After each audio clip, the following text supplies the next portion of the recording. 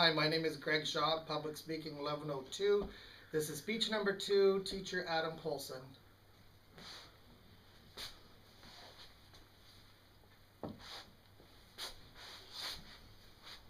Okay, today I'm going to speak of an individual who is a special and unique, known throughout the world.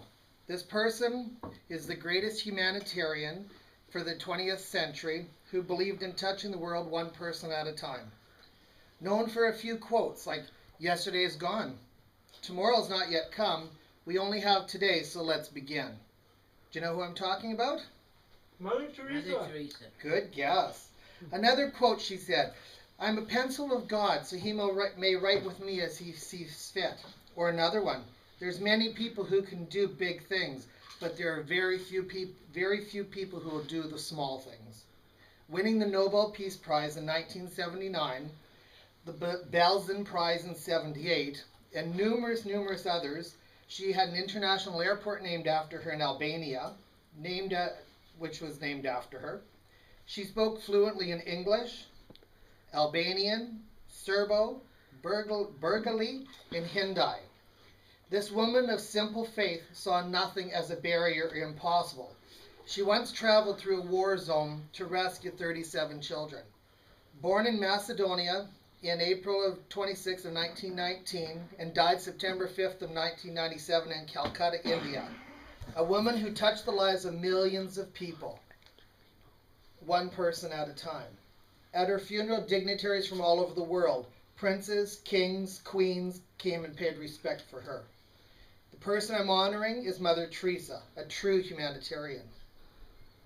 A woman whose life focused on the lives of others, devoting herself to helping the poor, the helpless, the needy, being a ray of hope to the elderly, the sick, the diseased, the hungry, the terminally ill, the unemployed, the destitute. Mother Teresa treated these people with dignity and respect. She was a simple and unique individual who rejected worldly goals and fame, and she just gave herself one person at a time. She didn't want a big hoopla. She just wanted people to know her as she was. Mother Teresa was a lady who helped the poor. She was a Catholic nun, wearing a white blue-bordered sari known by all. But who is this woman? Was she a living saint or a human being? Chosen by God? Admired by many different people, different countries, different religions? She was definitely a picture of selfishness. She devoted her entire life to helping the poor, weak, and the sick. She accepted those whom society, yes, most of us, have rejected.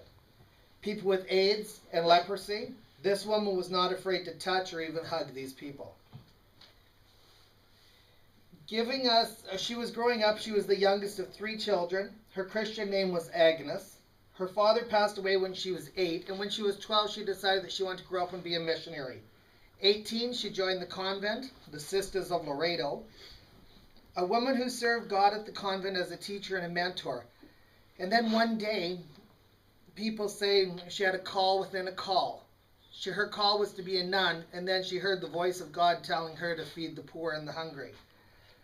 So, starting a new religious community, this community was called the Missionaries of Charity Sisters, would be dedicated to work the slums of Calcutta and help the poorest of poor and the sick people. Living amongst the poor was their motto.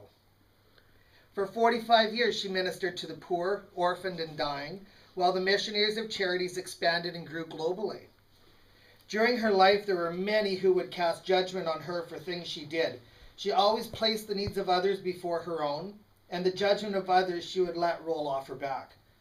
Some would call it scandalous. She didn't care. She'd accept money from anybody.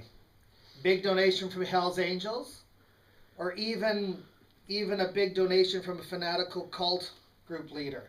Mother Teresa would say, "Bless you." She'd accept the money as if it was a gift from God and carry on.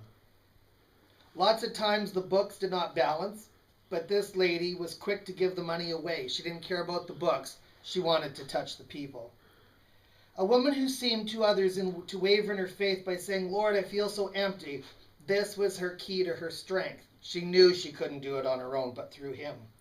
This woman, through her simplicity and dedication, by 1997, The Missionaries of Charity had almost 4,000 sisters working in it, in 610 foundations, in 450 centers in 123 countries.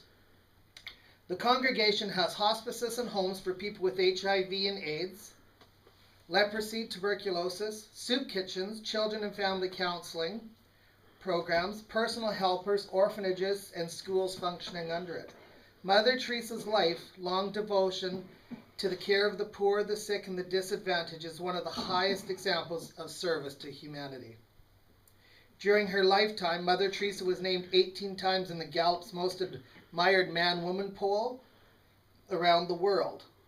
So she was one of the top 10 ladies, 18 times. Before I close, I pose a question.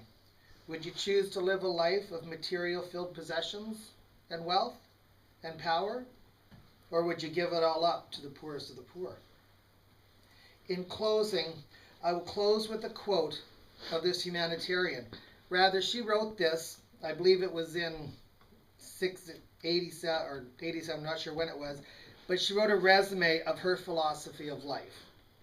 Life is an opportunity, benefit from it. Life is a beauty, admire it. Life is bliss, taste it. Life is a dream, realize it. Life is a challenge, meet it. Life is costly, care for it. Life is wealth, keep it. Life is love, enjoy it. Life is a promise, fulfill it. Life is sorrow, overcome it. Life is a struggle, accept it. Life is a song, so sing it. Life is too precious, do not destroy it. Life is life, fight for it. Thank you.